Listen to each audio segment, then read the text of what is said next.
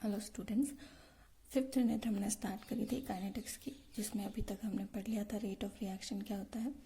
इसके अलावा जो है हमने ऑर्डर क्या होता है, मॉलिक्युलरिटी क्या होता है, कोटि अनुसंख्यकता वगैरह पढ़ा।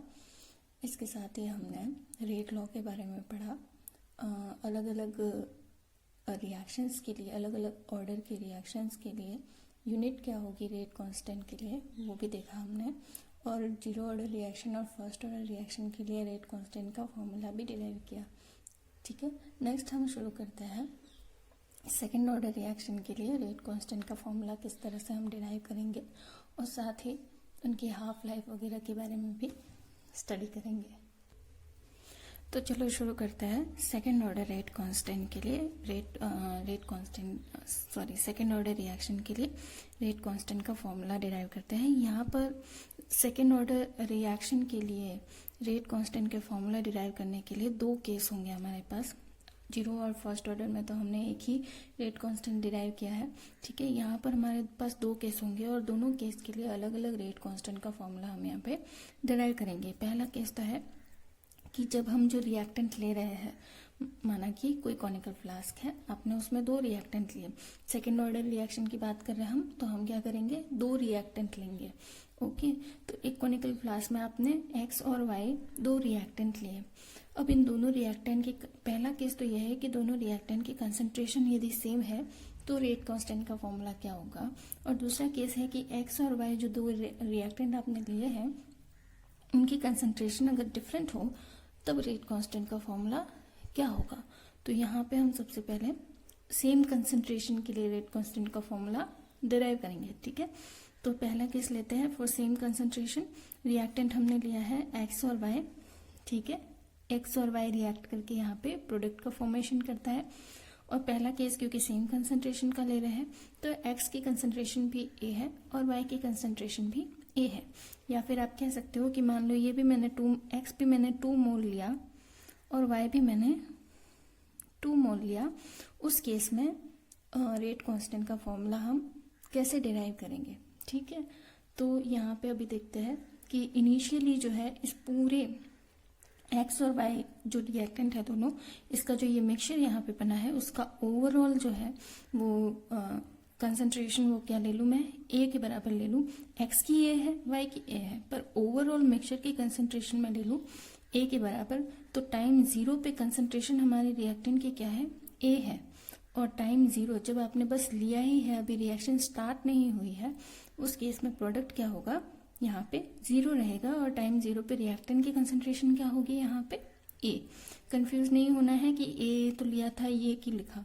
ये पूरे मिक्सचर की कंसंट्रेशन की बात हो रही है। यहाँ पर हम कह रहे हैं कि एक्स का ए लिया, वाई का भी ए लिया, दोनों की कंसंट्रेशन सेम। जब ये अलग अलग बात करें, अब यहाँ पे पूरा इनकी रिएक्शन करवा रहा है, रिएक्शन मिक्सचर है, उस केस में मिक्सचर की कंसंट्रेशन किसके बराबर होगी, यहाँ पे ए के बराबर ले रखी है। टाइम 0 पे कंसंट्रेशन ए और प्रोडक्ट की कंसंट्रेशन 0, रिएक्टेंट की ए, प्रोडक्ट की 0। अब क्या होता है कि धीरे धीरे मान लो कि 5 मिनट हो गया, 10 मिनट हो गया, 11 मिनट हो गया, उस केस में प्रोडक्ट हमारा कितना फॉर्म होगा। उस केस में मान लो कि टाइम कुछ भी, टाइम टी यानी कि कुछ भी मान लो 5, 10, 15 मिनट कुछ भी मान लो, उस टाइम पे प्रोडक्ट हमारा फॉर्म हुआ एक्स।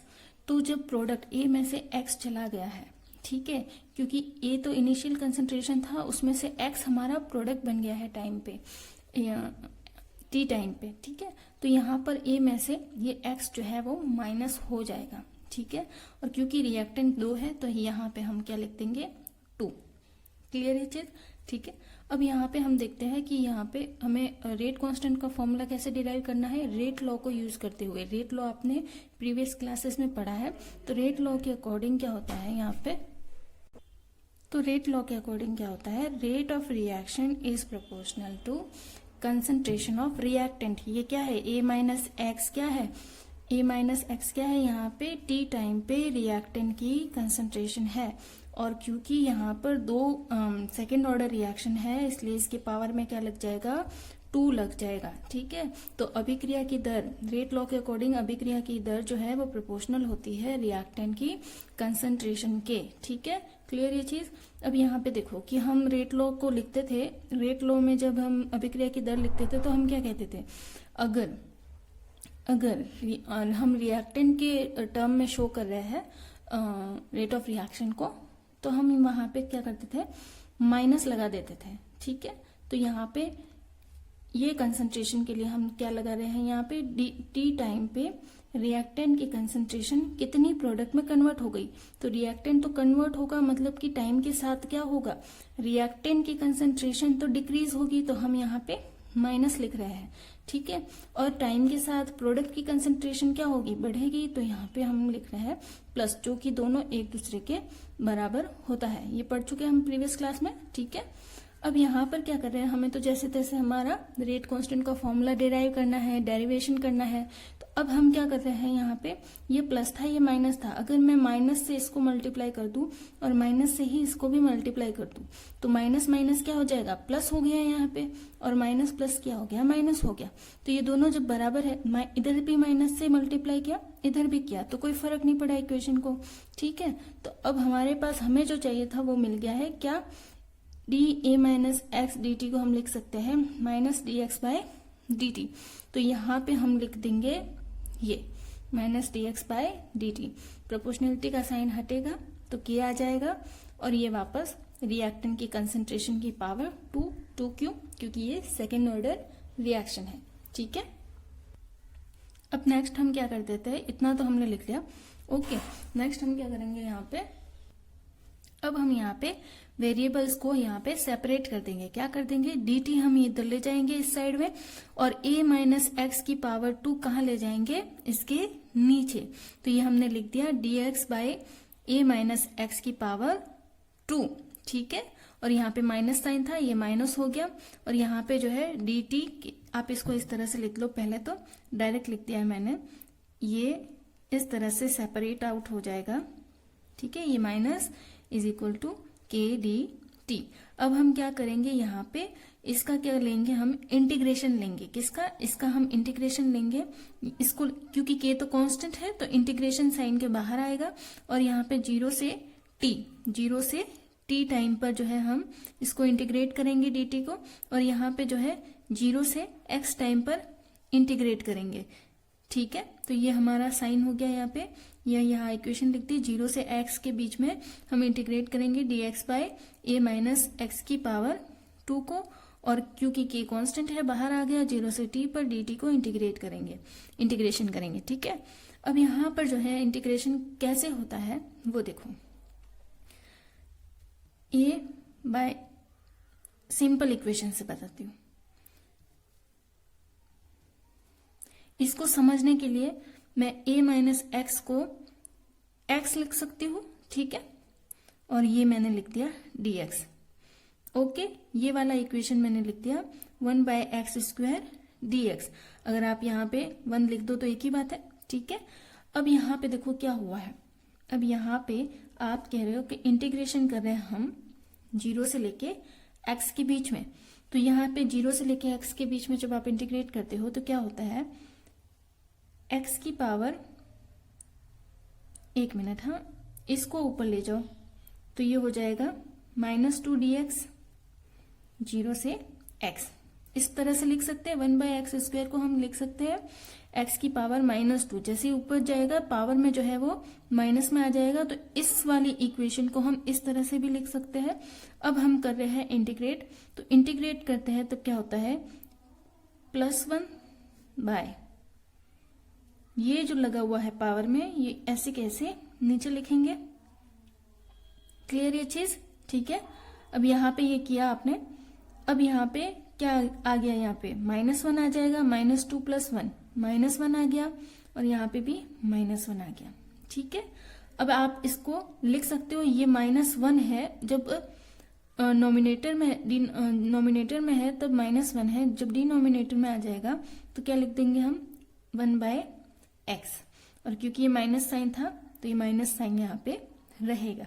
क्लियर, तो अब ये हमारे पास आ गया है, किसका इंटीग्रेशन आया है, 1 बाय एक्स स्क्वायर का dx के साथ इंटीग्रेट करते हैं तो ये हमारे पास इंटीग्रेशन का रिजल्ट आता है। ठीक है, तो अब यहाँ पे x की जगह, क्यों a माइनस एक्स की जगह रखा था मैंने x, तो इस x की जगह मैं वापस से क्या रख सकती हूँ, a माइनस एक्स।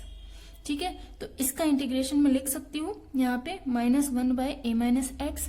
क्लियर चीज? ठीक है, इसी तरह से हम यहाँ पे dt को भी इंटीग्रेट करेंगे। जब dt को इंटीग्रेट करेंगे यहाँ पे, तो यहाँ पे dt का इंटीग्रेशन जो होता है वो होता है t 0 से लेके t तक।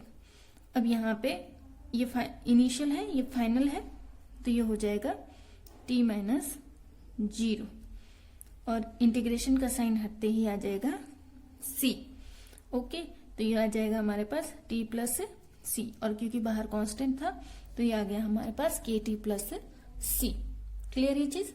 ओके, अब देखो ये तो हो गया हमारे पास इक्वेशन नंबर 4, कैसे, जब इंटीग्रेशन लिया है। ओके, अब यहाँ पे देखो अंदर भी माइनस साइन है, बाहर भी माइनस साइन है, तो माइनस माइनस क्या हो गया, यहाँ पे प्लस हो गया, तो 1/a minus x is equal to kt plus c। Okay, अब देखो ये आ गई इक्वेशन 5। अब हमें लगानी है कंडीशन।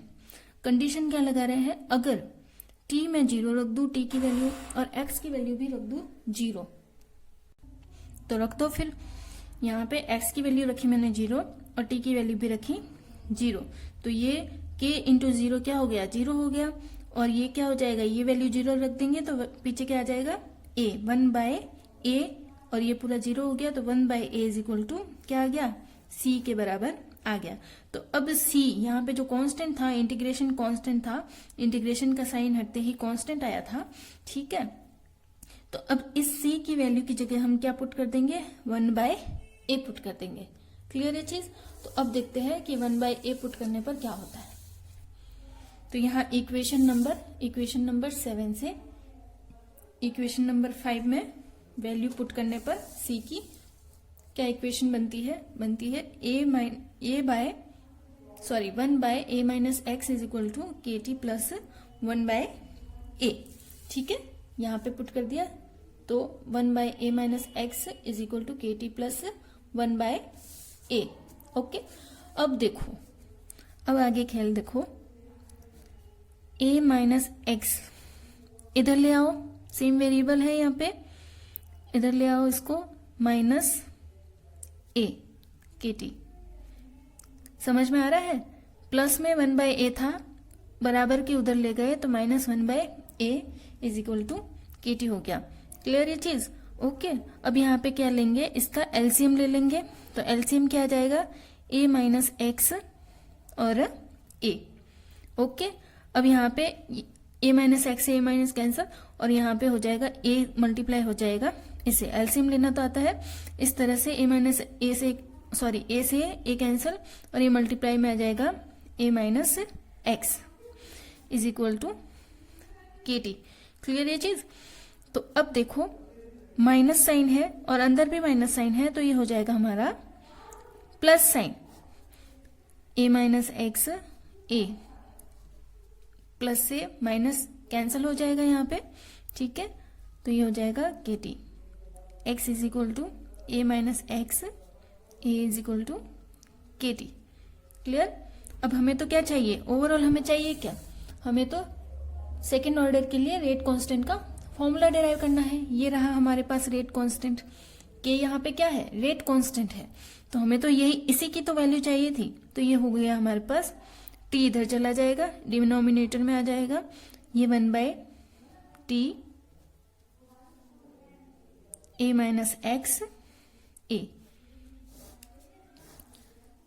ओके, तो ये हमारा हुआ फाइनल रेट कांस्टेंट का फॉर्मूला। कब, जब हम जब हम सेकेंड ऑर्डर रिएक्शन में दोनों रिएक्टेंट की कंसंट्रेशन सेम लेते हैं, उस केस में हमारे पास रेट कांस्टेंट का फॉर्मूला क्या आ जाता है, k is equal to 1/t x by a minus x a। ये हमारे पास रेट कांस्टेंट का फॉर्मूला आता है। ठीक है, अब हम इसके लिए ही सेकेंड ऑर्डर रिएक्शन में सेम कंसंट्रेशन के लिए जो ग्राफ लेंगे रेट कांस्टेंट के फॉर्मूले को यूज करते हुए वो ग्राफ देखो किस तरह से होगा। तो यहाँ पे दो तरह के ग्राफ हम देखेंगे। पहला ग्राफ देखो, यही फॉर्मूला यूज करना है, k is equal to 1/t x by a minus x a, यही फॉर्मूला यूज करके हमें ग्राफ लेना है। ठीक है, तो ग्राफ में हम क्या करेंगे, सबसे पहले ये जो a और t है वो हम ले जाएंगे बराबर के उस साइड। तो ये क्या हो जाएगा, k t a is equal to a minus x. Okay, अब लीनियरिटी का, अब आप इसको देखो कि हमेशा हम किसके बीच में ग्राफ लेते हैं। काइनेटिक्स में हमने दो जो है ऑर्डर की रिएक्शन हमने पहले भी पढ़ी है, कंसंट्रेशन और टाइम के बीच में ग्राफ लेते हैं। तो आप इसको पहले इस तरह से लिख लो ताकि आपको इजी रहे। ठीक है, अब लीनियरिटी का फॉर्मूला पता ही है, क्या था, y is equal to m x plus c. अब देखो एम एक्स प्लस सी है, यहां पे तो कोई कांस्टेंट है नहीं, तो जब कोई कांस्टेंट है नहीं और c यहाँ पे क्या है, इंटरसेप्ट है। ओके, y क्या है, एक्स एक्सिस पे जाएगा, सॉरी y एक्सिस पे जाएगा और x जो है वो x एक्सिस पे जाएगा। m यहाँ पे क्या है, स्लोप है, और c यहाँ पे क्या है, इंटरसेप्ट है। तो यहाँ पे देखो किस तरह से होगा, हमें तो क्या करना है, कंसंट्रेशन देखना है। तो ये हो गई कंसंट्रेशन की वैल्यू y पे, x पे क्या हो गई, x पे हमेशा हम क्या लेते हैं, टाइम। ओके, तो k और a क्या बच गया है यहाँ पे, स्लोप, और इंटरसेप्ट यहाँ पे कुछ नहीं है, तो ग्राफ हमेशा ओरिजिन से पास होगा। ठीक है, इंटरसेप्ट होता तो पॉजिटिव में वैल्यू होती, तो यहाँ जाता, नेगेटिव में होती तो नीचे इंटरसेप्ट मिलता, या फिर इस तरह से इंटरसेप्ट मिलता। पर यहाँ पे कोई इंटरसेप्ट ही नहीं है, तो यहाँ पे ग्राफ हमेशा ओरिजिन से जाएगा, और ओरिजिन से जाएगा तो स्लोप क्या हो जाएगा, यहाँ पे ग्राफ लेने के बाद स्लोप हो जाएगा हमारा के ए। ओके, तो एक तो हो गया ग्राफ ये वाला, अच्छे से याद कर लेना, इसको यहाँ पे लिख लो, 0 कुछ नहीं है तो 0, तो 0 से पास हुआ। क्लियर। नेक्स्ट सेकेंड स्लोप जो है, हम डेरिवेशन में जाते हैं। ये जो इक्वेशन आपको दिख रही है, इस इक्वेशन को यूज करना है सेकेंड स्लोप के लिए। तो क्या करेंगे हम सेकेंड स्लोप के लिए, देखो ये तो हमारा लास्ट रेट कांस्टेंट का फॉर्मूला है, और यहां तक पहुंचने के लिए जिस पास से हम आए हैं उसके बीच में जो है हमें एक इक्वेशन मिली थी, के T 1/a minus x minus 1/a, ये वाली इक्वेशन। ठीक है, इसको यूज करते हुए हमें नेक्स्ट जो है वो स्लोप लेना है।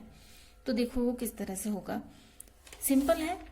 वापस से हमें यहाँ पे लीनियरिटी का फॉर्मूला लगाना है। उससे पहले हम करेंगे, क्या करना है, हमेशा कंसंट्रेशन और टाइम के बीच में लेते हैं, तो पहले तो कंसंट्रेशन को साइड में ले आओ। ओके, के टी और ये इधर आ जाएगा, तो 1/a, ये कंसंट्रेशन की वैल्यू है हमारे पास, तो ये y पे आ जाएगी। ये जो है हमारे पास t की वैल्यू है, x एक्सिस पे आना है इसको, तो ये हो जाएगा mx प्लस यहाँ पे a 1/a क्या है, यहाँ पे इंटरसेप्ट है। तो फॉर्म ग्राफ किस तरह से ड्रॉ करेंगे हम, ये कंसंट्रेशन की जगह क्या आ जाएगा, a minus x, x t आ जाएगा यहाँ पे, क्योंकि यहाँ पे इंटरसेप्ट है और वो पॉजिटिव में है, तो स्लोप इस तरह से जाएगा। इंटरसेप्ट की जगह क्या आ जाएगा, 1/a, और स्लोप हमारे पास क्या रह जाएगा, m, स्लोप क्या रह जाएगा, k। ठीक है, तो इस तरह से सेकेंड ऑर्डर रिएक्शन में सेम कंसंट्रेशन के लिए ग्राफ जो है वो प्लॉट किया जाता है। एग्जाम्पल देख लो कुछ, क्या होता है, जैसे 2 ओजोन के मॉलिक्यूल लिए, दोनों की कंसंट्रेशन सेम थी और उसने 3 O2 के मॉलिक्यूल प्रोडक्ट फॉर्म किया। ठीक है, इसी तरह से हमने 2 N2O के मॉलिक्यूल लिए और उसने क्या प्रोडक्ट फॉर्म किया, 2 तो नाइट्रोजन के मॉलिक्यूल फॉर्म किए और 1 ऑक्सीजन का मॉलिक्यूल फॉर्म किया। ये दोनों ही रिएक्शन किसके एग्जाम्पल है, ये दोनों ही रिएक्शन सेकेंड ऑर्डर रिएक्शन के एग्जाम्पल है, और दोनों ही सेम कंसंट्रेशन के लिए सेकेंड ऑर्डर रिएक्शन के एग्जाम्पल है। ओके, अब यहाँ पे हम थोड़ा देख लेते हैं हाफ लाइफ के बारे में। सेकेंड ऑर्डर रिएक्शन में हाफ लाइफ को आप किस तरह से देखते हो? हाफ लाइफ हमने पहले भी पढ़ा है, हाफ लाइफ क्या होता है, ठीक है। जीरो ऑर्डर रिएक्शन और फर्स्ट ऑर्डर रिएक्शन में भी पढ़ा है हाफ लाइफ क्या होता है। डेफिनेशन सेम रहेगी, बस इनके जो है वो इक्वेशन बदल जाएगी, फॉर्मूलाज चेंज हो जाएंगे। तो हाफ लाइफ के लिए हम क्या करते हैं, टी हमारे पास हाफ लाइफ के लिए क्या होता है, टी हाफ के बराबर रखते हैं और एक्स की वैल्यू हम यहाँ पे क्या रखेंगे, a/2। ओके, सिंपल है। क्या करना है, बस इस मेन फॉर्मूला में जो हमारे पास लास्ट फॉर्मूला आया था उसमें वैल्यू पुट करनी है। लास्ट फॉर्मूला क्या था, यही था। इसमें t की वैल्यू क्या पुट करनी है, t हाफ, और x की वैल्यू क्या पुट करनी है, a/2। यानी कि इनिशियल कंसंट्रेशन जो है एक पर्टिकुलर टाइम के बाद जो है अपनी आधी इनिशियल कंसंट्रेशन एक टाइम के बाद जो है अपनी इनिशियल कंसंट्रेशन की आधी रह जाती है, रिएक्टेंट की कंसंट्रेशन आधी रह जाती है जिस पर्टिकुलर टाइम के बाद, वही क्या कहलाता है, हाफ लाइफ कहलाता है। ये क्या है, ये कंसंट्रेशन है, ये सॉरी इनिशियल कंसंट्रेशन है, यानी कि रिएक्टेंट की कंसंट्रेशन है। टी हाफ टाइम के बाद ये प्रोडक्ट में कन्वर्ट हो गया और वो प्रोडक्ट कितना बना, a/2 बना। तो ये टी हाफ टाइम के बाद कितना रह जाएगा, माइनस कर दो, कितना रह जाएगा, 2a माइनस 2a, a/2। ठीक है, टी हाफ टाइम के बाद रिएक्टेंट की कंसंट्रेशन भी कितनी रह जाएगी, a/2। तो ये तो x था, ठीक है। तो x इक्वल टू किसके बराबर हो गया, a/2 के। प्रोडक्ट भी a/2 होगा और रिएक्टेंट भी टी हाफ टाइम के बाद a/2 होगा। तो हम इसको x के बराबर रख सकते हैं। तो x is equal to a/2 है, उस केस में यहां पे पुट कर दो तो क्या आ जाएगा, a/2, t की जगह टी हाफ, a, x की जगह वापस से a/2 और a। ठीक है, सिंपल है, सेम। अभी इसको सॉल्व कर दो, यहाँ पे a/2, टी हाफ को एक बार उधर ले जाओ क्योंकि हमें तो अर्धायु ही निकालनी है, और k को नीचे ले आओ।